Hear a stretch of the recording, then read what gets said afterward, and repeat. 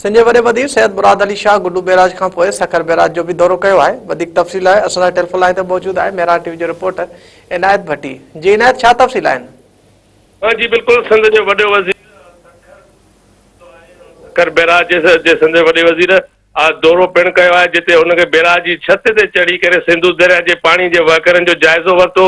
उन मौक़े ते बैराज ते मौजूदु इंजीनियरनि ऐं लाॻापियल ऑफिसरनि खेसि मौजूदा सूरत हाल बाबति ब्रीफिंग ॾिनी।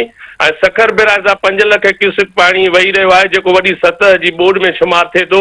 वज़ीर आला सिंध बैराज जी छत ते बैराज जे कमु कंदड़ चीनी इंजीनियर सां पिणु मुलाक़ात कई ऐं चीनी इंजीनियर वज़ीर आला सिंध खे आगाह कयो त साल 2000 जेके 16 गेट तब्दील कया विया आहिनि ऐं जंहिंसां पाणी वहकरनि जे इंतज़ाम वधीक बहितरी आहे। उन खां पोइ सिंध जे वॾे वज़ीर मीडिया सां ॻाल्हाईंदे चयो त सखर बैराज ते मौजूदु जेको सैलाबी सूरत आहे उन ते मुकमल तौर ते नज़र आहे। हुकूमत हर सतह ते तयारी करे चुकी आहे।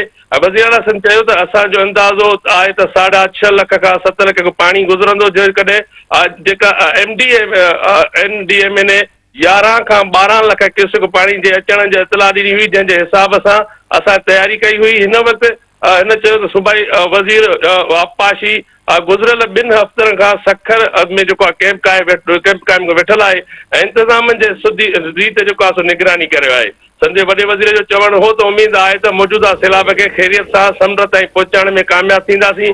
असांजी पहिरीं जेका तरजीह आहे इंसानी जानियूं बचाइण ते हुई। अञा ताईं हिकु ॿियो जेको जान वारो मसइलो आहे उन खे ॾिसी रहिया आहियूं। सैलाब सबबु न हुयो, हिन वक़्तु बि असांजी पूरी कोशिशि हूंदी त पंहिंजे माण्हुनि जूं जानियूं बचायूं। वज़ीर आला सिंध चयो त हुकूमत जी बेतरजीह ऐं बैराज खे बचाइण लाइ पूरे एतमाद सां चयो आहे त सैलाब खे बग़ैर नुक़सान थियण खां सभिनी बैराजनि तां कामयाबीअ सां गुज़ारे वेंदासीं। जी इनायत, तव्हांजी महिरबानी।